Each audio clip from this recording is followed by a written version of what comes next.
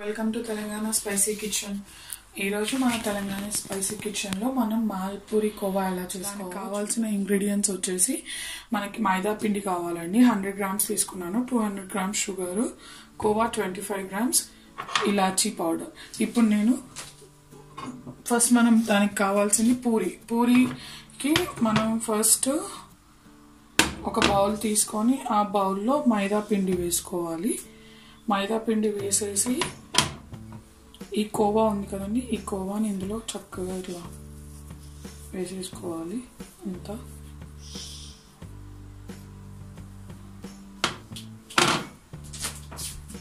ఇందులో ఒక 2 spoons sugar add చేస్తున్నాము. మీకు కోవా రెసిపీ కావాలి అనుకుంటే నేను మీకు ఇది ఐకాట్స్లో ప్రొవైడ్ చేస్తానండి. అందులో చూడండి నేను స్వీట్ కోవా ఎలా చేశాను, సో దట్ మీకు తెలుస్తుంది కదా. ఇప్పుడు మనం దీన్ని చక్కగా కలుపుకోవాలి. ఈ పిండిని, దీన్ని, కోవాని ఇదంతా ఇందులో కలిసిపోయేలాగా సరి బాగా కలుపుకోవాలి. అలాగే ఇందులో ఇలాచీ పౌడర్ వేసుకుంటున్నాను నేను. ఇప్పుడు మనం దోశ బ్యాటర్ కన్సిస్టెన్సీ వచ్చేలాగా కలుపుకోవాలండి. ఉండలు లేకుండా నీట్గా కలుపుకోవాలి, కొన్ని వాటర్ పోసుకుంటూ. ఫ్రెండ్స్ ఇప్పుడు చూడండి, దోశ బ్యాటర్ కన్సిస్టెన్సీ వచ్చేసింది కదా. ఇది మనం 1 అవర్ పక్కన పెట్టేసుకోవాలి, అప్పుడే మనకి చాలా బాగా వస్తాయి అన్నమాట. సో ఈ లోపల మనము షుగర్ సిరప్ రెడీ చేసుకున్నాము. ఇది పక్కకు పెట్టేస్తున్నాము. ఇప్పుడు మనం షుగర్ సిరప్ రెడీ చేసుకుంటున్నామని దానికి నేను ప్యాన్ పెట్టేసి స్టవ్ ఆన్ చేశాను. మనం షుగర్ వేసుకొని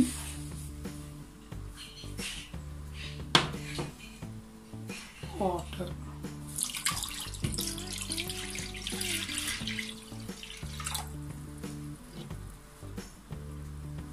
చక్కెర పాకం అనేది మనకి గులాబ్ జామున్కి చేసుకుంటాం చూడండి, దానికన్నా కొంచెం థిక్ అవుతే సరిపోతుంది. దీనికి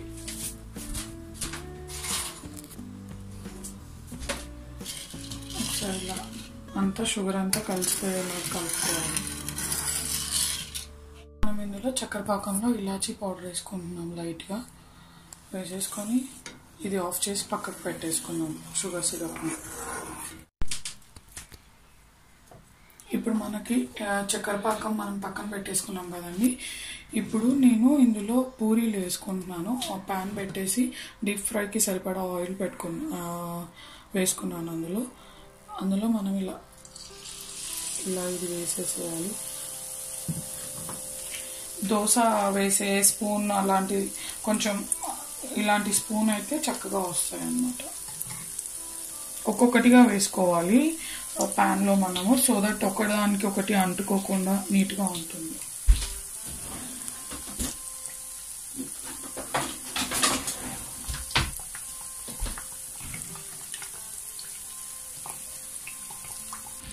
ఇది మనకి గోల్డెన్ బ్రౌన్ కలర్ వచ్చేదాకా ఫ్రై చేసుకోవాలి. గోల్డెన్ బ్రౌన్ కలర్ రాగానే మనం తీసి వేరే బౌల్లోకి షిఫ్ట్ చేసుకుందాం.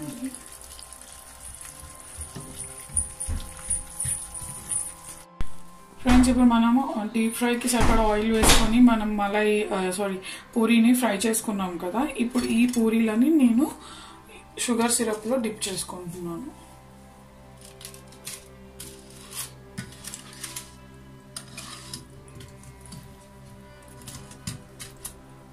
ఇలా అన్నీ సేమ్ ప్రాసెస్లో షుగర్ సిరప్లో డిప్ చేసుకోవాలి.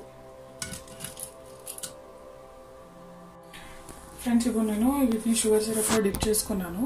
డిప్ చేసుకున్న తర్వాత ఒక బౌల్లోకి తీసుకున్నాను. మళ్ళీ రిమైనింగ్ షుగర్ సిరప్ని దీనిపైనుంచి ఇలా పోసి పెట్టాను అనమాట. ఇప్పుడు మనము ఇది రెడీగా ఉంది కదా మనకి పూరి, దీన్ని పక్కన పెట్టేసుకొని మనము మలాయి ప్రిపేర్ చేసుకున్నాము. మలాయికి మనకి 1 లీటర్ మిల్క్ కావాలి. ఒక ప్యాన్ పెట్టేసి ప్యాన్లో 1 లీటర్ మిల్క్ పోసి బాగా మరగనివ్వాలి.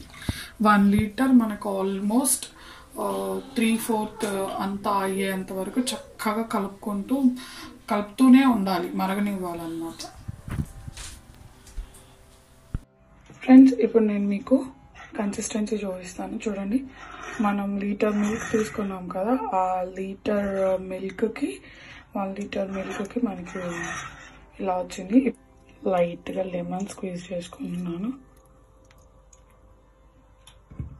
లెమన్ స్క్వీజ్ చేసి ఒకసారి కలుపుకోవాలి మనం దీన్ని. ఇప్పుడు మనము అందులో ఒక 2 టేబుల్ స్పూన్స్ షుగర్ యాడ్ చేసుకోవాలి.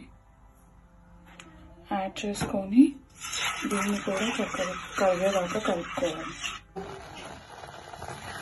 చూడండి ఇప్పుడు మనకి ఇది రెడీ అయిపోయింది స్టఫింగ్కి. మనం స్టవ్ ఆఫ్ చేసేసుకొని డిష్ అవుట్ చేసేసుకున్నాం. ఫ్రెండ్స్ ఇప్పుడు మనకి మలాయి రెడీ అయిపోయింది కదా, ఈ పూరీలో ఇలా స్టఫ్ చేసేసుకొని క్లోజ్ చేయడమే. సిమిలర్గా అన్నీ అలానే చేయాలి. ఫ్రెండ్స్ రెడీ అయిపోయాయండి మలై పూరి కోవా. చాలా ఈజీ, చాలా సింపుల్గా చేసేసుకోవచ్చు. సో మీకు ఈ వీడియో కనుక నచ్చినట్టయితే లైక్ చేయండి, షేర్ చేయండి, సబ్స్క్రైబ్ చేయండి.